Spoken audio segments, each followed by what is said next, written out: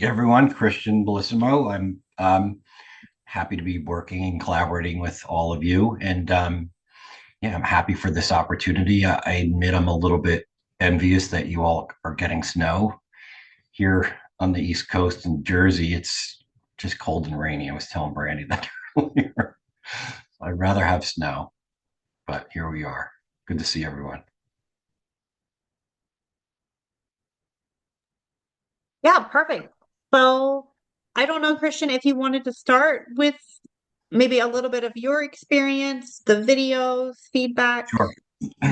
Yeah. So my in-person visits, I really enjoyed the opportunity to meet everyone and interact with the staff. As we kind of understand that there's no replacement for being in person and connecting with other professionals. So I really enjoyed that opportunity. And for those of you who had Quincy attend, he that was kind of you to allow him in your spaces as well. Um, so where we're at is kind of working on scheduling our first Zoom meetings or Zoom support meetings. But with those of you who are on, I would really like to hear how things are going, and really uh, my I feel like my role is to be a collaborative support, and there are some really wonderful professionals who um, also are providing support to your teaching staff. So my hope is to complement what you're doing and just seeing things through the play-based lens that I kind of specialize in, which is really the focus of my involvement, is supporting the social emotional learning of your students during those embedded playtimes. So if anyone wants to share how things are going and any ideas of how we can maintain communication, what that should look like. I know that the online community has its quirks, and everyone is super busy as well and has a lot of responsibility. So I realize that that may be a challenge. So I want to just be able to maximize my influence and our opportunities when we do connect, so I can just provide the kind of feedback that hopefully is helpful to your staff and keeps your centers and children being as successful as possible. I know that's a lot I just said, but kind of curious to hear from you all.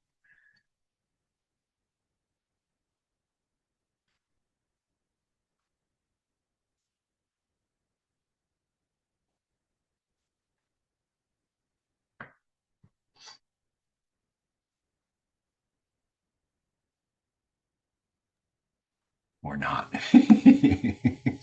So some of what we had our in-person training in October, and then it seems like very shortly after we started to roll it out, and then we got notified of our class observation. So we've been busy with that. It kind of all seemed to happen at the same time. But what I'm initially seeing is a lot of the language changing to if you choose to do this, then and taking the responsibility off of like friends or we do this, it's putting it back on those kiddos, and we're seeing like an instant kind of change with um almost the kids like stepping back like, oh yeah, it is me making that choice. So I think that's been helpful, and I think just really working on intentionally using the strategies during play and not all parts of the day. Um, so I think just getting our feet wet and getting started has been good. Like a little slower than I think we anticipated, but we're getting there.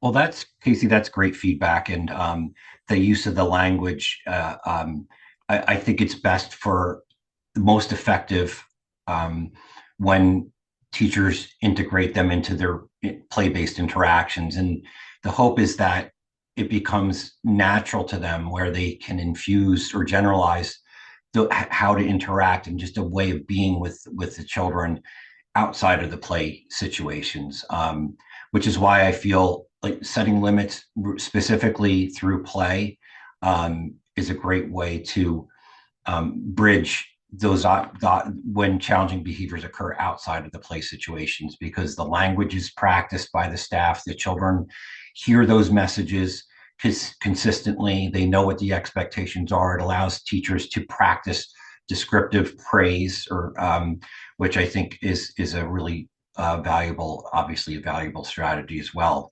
So it's really positive to hear. And yeah, the use of choice and infusing that into interactions can be really powerful. So it's really positive to hear.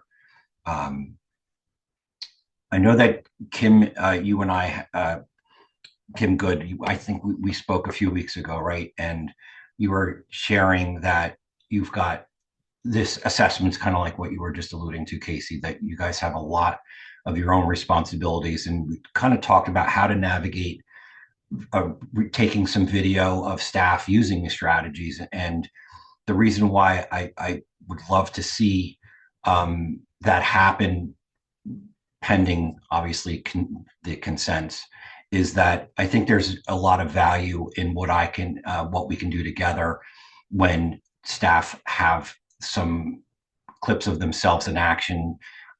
So one of the one center that I have had the opportunity to hold the virtual support meeting, our first one, was with Tableland, and those in advance of that meeting, I received about 5 or 6 short video clips of teachers engaging children in play, and one that was, I think, and I can share it in during lunchtime.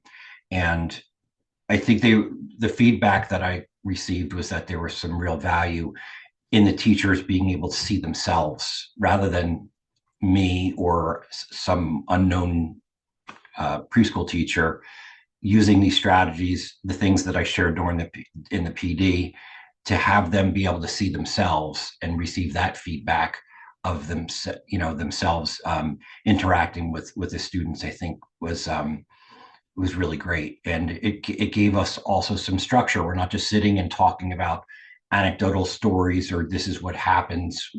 If we can actually see it, it provides so much more information and fills in blanks that just talking through scenarios can't account for. So yeah, just curious where everyone is at as far as the consents and logistically what is possible. Is it, if it's something that you feel you can you can swing. But the important thing is, and I'll share my screen in a minute, is that the expectation is not 15 minutes of straight on recording. It literally can be 30 seconds to a minute, and capturing what may seem like just nothing really going on in the interaction, but really just the attunement piece of, is the teacher at the child's level, their tone of voice, is it supportive? Are they narrating play? Are they framing behaviors as choices in the context of play? All those little things that really build a relationship and create opportunities for social emotional learning. So just curious as far as where we're at with consents, and whether we feel that it's realistic for us for the other centers to be able to obtain some clips that we can use for learning purposes. So this is Brad for Tioga. So I need to do I'm not sure where we're at with consents, so I need to do a firm check on that. But like Casey said, we're doing our class review videos, and those are an hour in length. So, and we need to video every single classroom. So an extra 30 seconds or a minute, I feel, is very doable after we do an hour for them. So I just need to check on the consent process and see where we're at with that. So, but we're going out in December to do those. So it'd be very doable to gather that in December. And then, our next one in January or whatever, we'd have that for you. So Awesome. I think it's possible. I know, Christian, you and I had spoken, like you said, just like a week or so ago. So we have the consents. out. I'm waiting for them to come back and see what we have that came back so that I can log that information.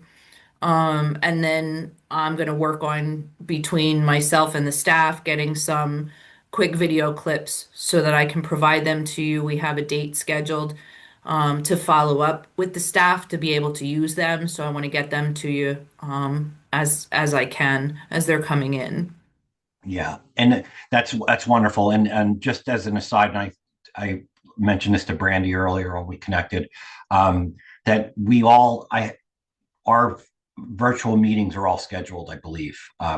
So that's great. So we can create the links around the holiday, maybe after the holiday. I think all of them are in the new year, early into the new year. So that's exciting. I'm happy that we have those dates solidified. Kim, I emailed you back that date, I think January 19th, you asked about is on my schedule. It's on my calendar. So we're good to go there as well. So everyone's ready for our first support meeting. So that's great. So maybe what I could do is, since I referenced it, just to share what some of the clips look like that Tableland had shared with me. Let's see, share screen. Okay.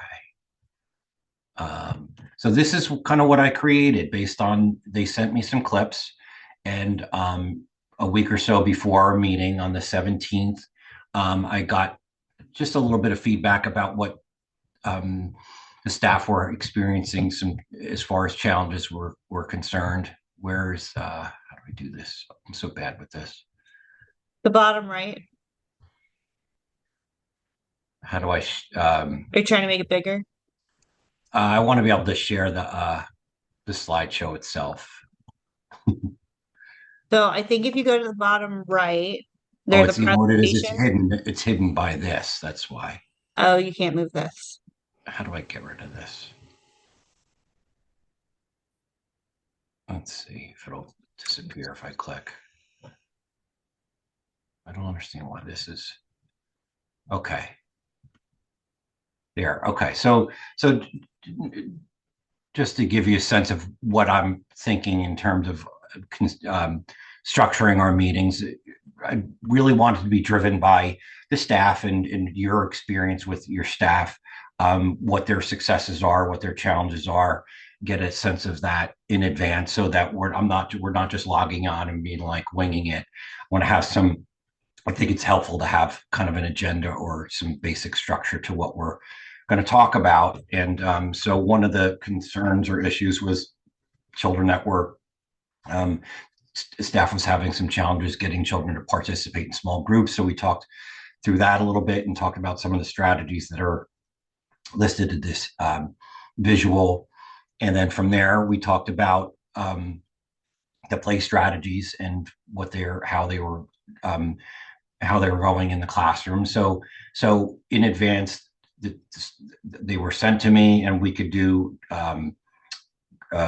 Google Drive. I have someone asked for OneDrive, which I also have, and I also have Dropbox. So we have those three options as far as uploading video. So this is how they were uploaded, and then I used an app to kind of go through and edit what I received and kind of put some subtitles or some references to what the strategies were that being used in that moment.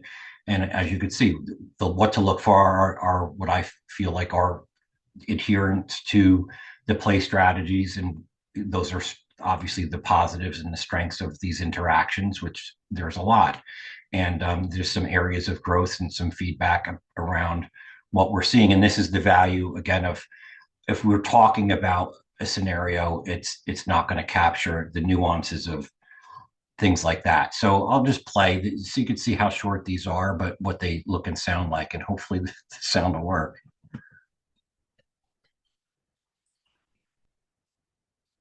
So the sound's not working, but I think I can walk you through it. If you stop sharing your whole screen, Stop sharing. yeah, leave your PowerPoint up. Don't touch anything with that, just on the Zoom side. over here. Maybe. I Share don't see your sound. controls pop up.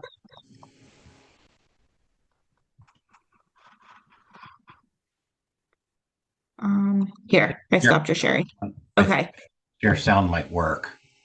So if you click share again, the green big box, but before you click the blue share, over on the right-hand side, it shows share options, and you'll Advanced. click share sound.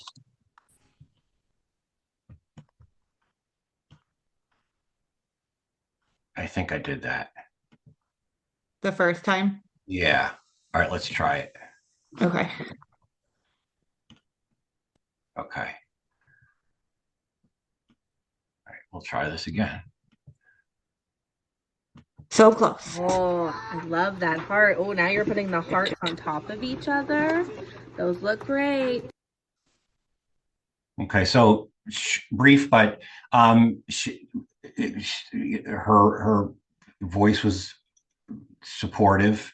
She's working really actively trying to narrate the child's play, and what we want is to avoid those judgments of I love, and teachers, it's a habit that so many of them have, it are making those judgments. I love what you're doing, and we all know why that we want to try to avoid. We want them to try to avoid making those judgments and just relying on the narration and infusing choice. So here's a potential, I guess, a challenging behavior. Sort of, this child was wandering around, and there's more detail that we sought out, but this is what the teacher had caught or the staff had caught on video, and then it gave us an opportunity to talk it through with in more detail, ask questions about, tell me more about this child. What are you seeing outside of this scenario? So it allowed for a lot of rich discussion as well. Braxton, have a seat or I'm going to have to help you. That's a little hard. If you choose not to sit down, I'm going to have to help you. Okay. You always take nice pictures. There you go. Thank you. That was a very good choice. So obviously there was some success in terms of, I think, the phraseology of choice. But that allowed us to talk through, well, what does I'm going to have to help you look like? Is it physical guidance? So, but this is where having the video adds such value for us to learn from each other and, to talk through these situations that arise. And here's another one. This is I like this because their children are practicing writing their names, but this teacher still used the narration within that context of a kind of a directive learning exercise. And she also is interacting with multiple children in this, and which is something that comes up a lot, particularly in the PD, because I share examples in this context in play therapy where it's one-on-one, and that's very common. Oh, that it seems these strategies are fine when it's just you and another child, but what about in the chaos of a classroom or interacting with multiple children at once? So this is a great example of this teacher is using this strategy and in dividing her attention across multiple children in that single interaction, and then she's prompting some social skills. So I think there are so many positives that are happening here. And so the areas of growth, we want to, again, avoid that good job and praise the child's effort, that they're working hard. I can see you're concentrating. That's the kind of praise that we want. So this is this interaction. Good job. Now you're tracing your M. Hey, teacher, how can I do my name? And now you have your I. Hey, And your A. Ooh, I see that you made your A. And your R.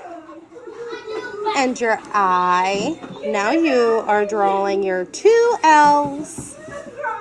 And then what do you end it with? Good job, your A. Whoa! I'm making something for Oh, you put. Daddy. Oh, you're making something for Betty. I see you got your glue stick out. I'm making something Oh, for and my. I'm you making got some, your glue stick out. I'm making something for my Mimi. Your Mimi. Oh, and I see you are putting glue on the red paper. I spilled more on my hair.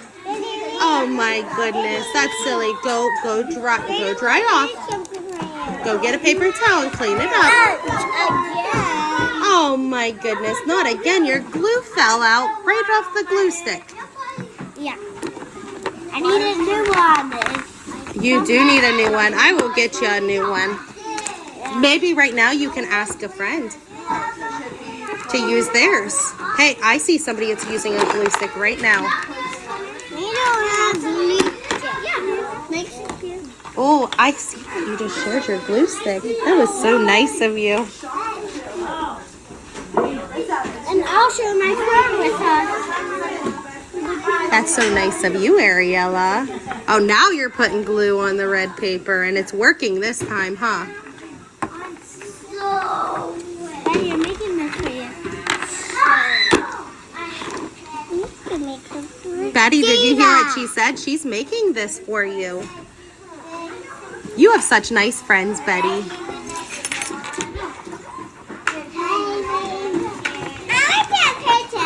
I like your picture. It looks like, what color crayon did you use? It looks like you used a purple crayon and you're drawing lines and circles. So you get an idea of, I can stop sharing.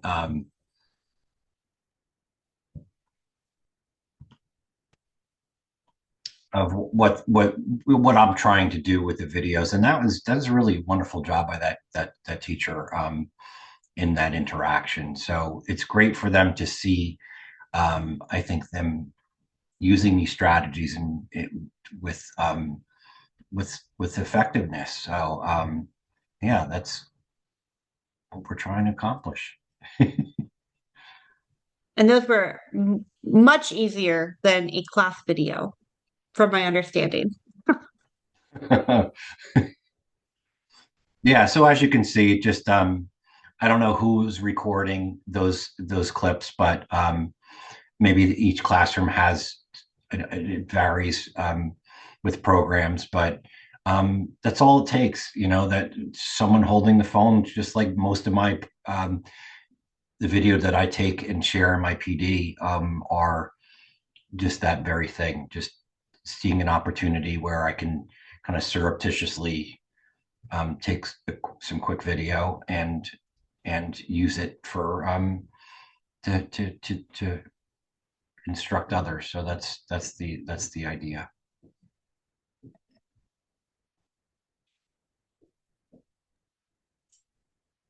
I'm wondering, and I know some of you had completed the survey, but now that we're together, we have two different programs here.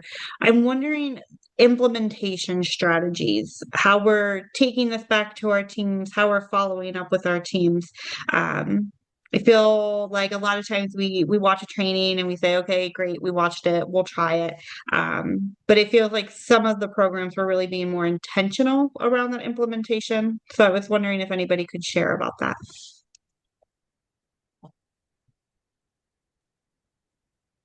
Well, one of the things we discussed, we didn't do it yet, best laid plans, but um, so they have a monthly staff meeting where we create an agenda of different topics that they're supposed to review. And Casey and I had chatted like, okay, let's have them watch this strategy together as a team and take 10 minutes and talk about it.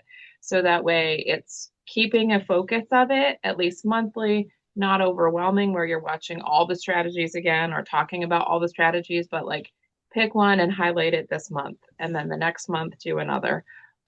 We kind of already do that with class and a lot of this stuff does overlap, but Casey and I just chatted not that long ago. We're like, we need to just send out a, hey, chat about this one and watch this 5 minutes and then chat for 5 minutes. It doesn't have to be long, but it just keeps it intentional. A chat and watch. I like it. So I had all the staff watch all of the lessons on their own, and then we came together and discussed it. After Christian was there, I decided to use the community, almost to have them go in and sort of blog about where they're at and what they're using, what they're struggling with, whatever. But we ran into some technical issues with that they couldn't all see what I was seeing. I think that we've gotten most of that worked out. There are still some staff, I think, that are having issues with that.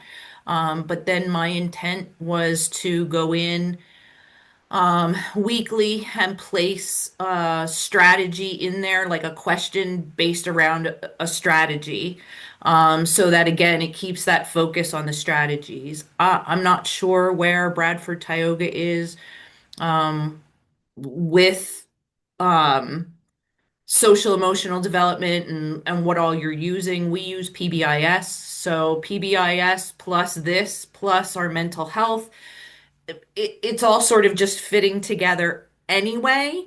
So this was just sort of another piece. One of the things that we have been talking about is the fact that kids don't know how to play. And so what we're seeing is a lot of solo play or parallel play with kids. And instead, with using these strategies and describing play, we're finding kids are listening and then sort of watching what the other one's doing and then slowly getting into, instead of having staff direct play, because then the kids still don't really realize how to play, because nobody's really played with them before. So that's kind of where we're at and what we've been focusing on most. So my intent is to go into those chat rooms and sort of put a question in there about how is directing play going? Like what language, describe what language you're using, describe a scenario and how it went. Just those kinds of things to keep them talking about it. Thank you.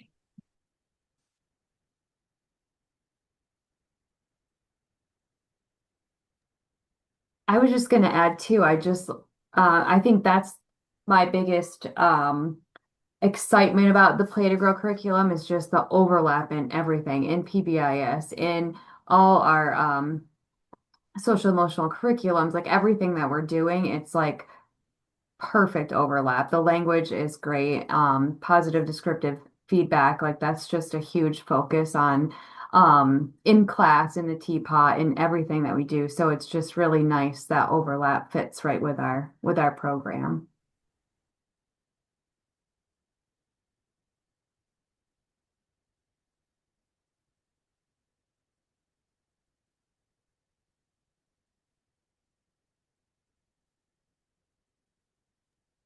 I know Christian and I had talked about frequency of these virtual support meetings. We were kind of wondering, are they paced out well? Do we feel like we could do them more frequently?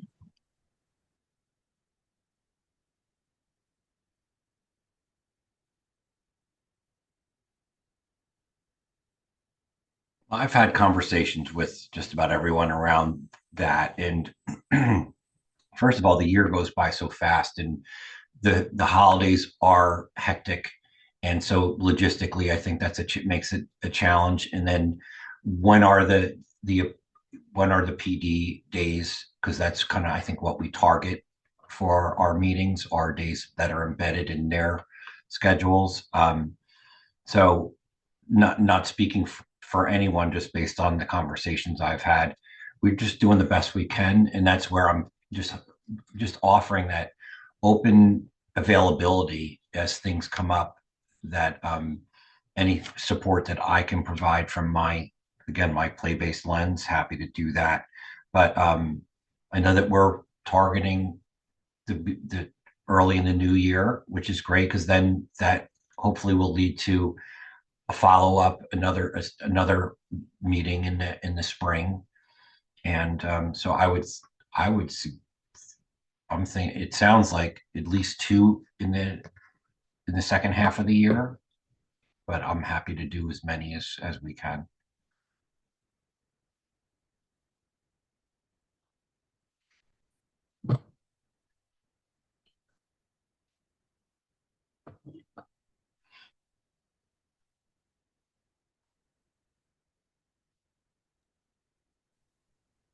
I know we're good with two. I mean, if we can find another date for a third, that'd be awesome. Um, but two in the new year sounds good.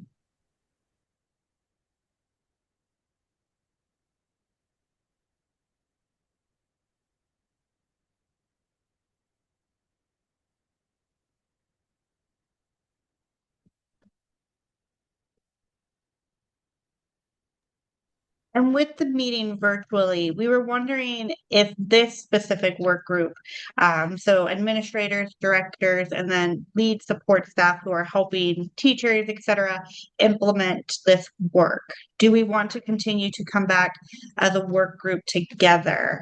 Feels like the more we get into these videos, the more we're kind of implementing the strategies with intention, coming around to those chat and watches and the blog posts, things like that. Would it be helpful to come back as a leadership group for the work group? And I actually created a poll for that. If you want to answer that way, that would be helpful as well. But happy to chat about it.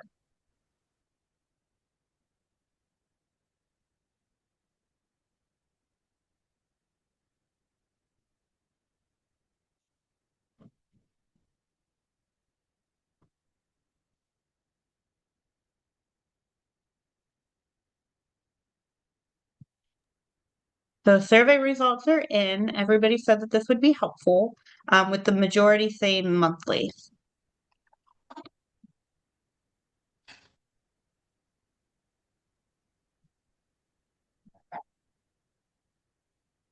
What are your thoughts, Christian? I think that would be great. There's just so much value in us doing this together and having, the admin leadership meetings. And the frequency is fine with me. Monthly is great. I could do that. I can do either. I'm pretty flexible these days with my availability here. So happy to do that.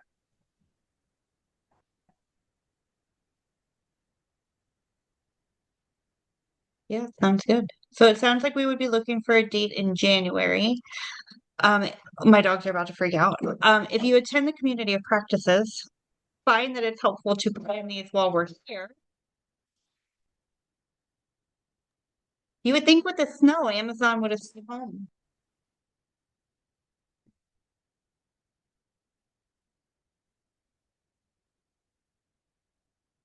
It's also really nice when they knock on the door to let you know your package is here, but just sometimes I don't need to do it. Okay, so I find it easiest to schedule these types of meetings while we're already on the call.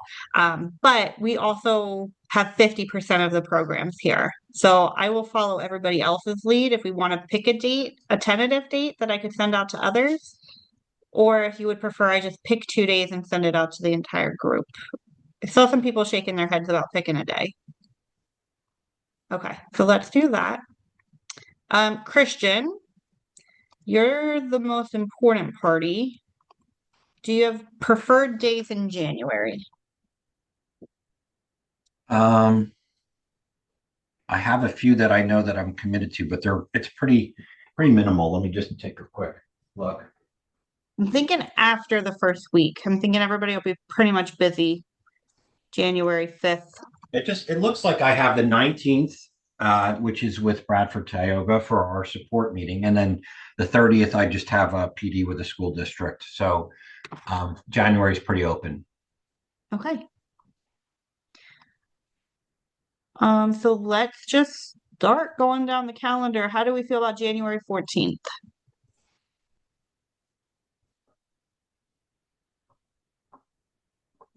It's good on my end.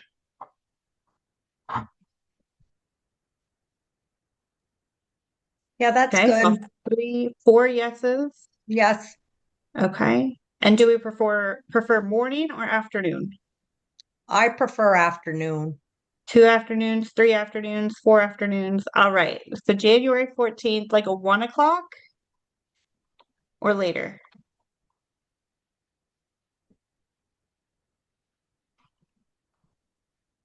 Sorry, I closed my Zoom. Did we say at 1 o'clock or later? I thought this 2 o'clock spot worked good. 2 o'clock. You got it. Thanks, Marie. So what I'll do is I'll actually just go to the calendar invite from today and duplicate it. So everything stays the same on your calendar. All of the same people are invited, same Zoom link, everything.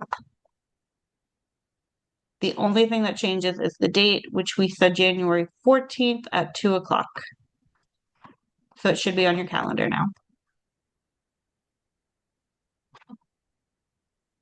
Okay. And I feel like today was very introductory.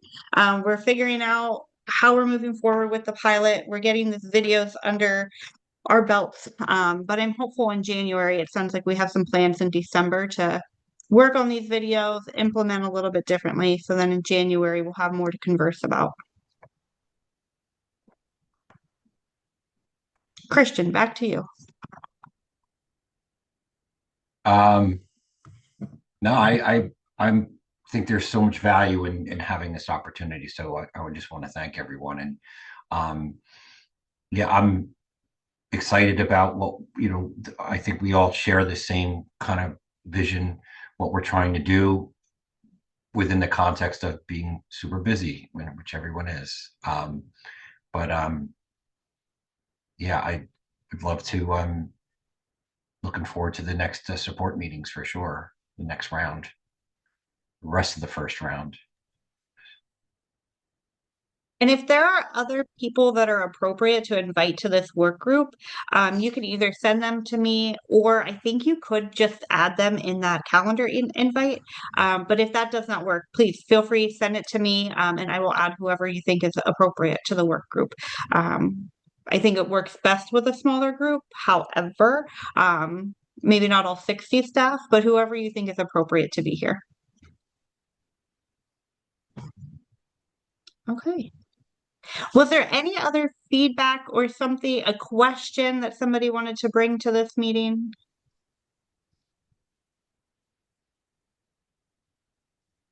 Okay. Well, thank you everybody so much for being here. If you have any questions, Christian's your main contact. The association's happy to help. If for whatever reason you can't find Christian's information, you can email us and we can forward it to him. But besides that, I think have a great holiday, and then we will see you January 14th. Thank you. Thank you, everyone. Good to see you all. Thanks. Happy holidays. Thank You too. you.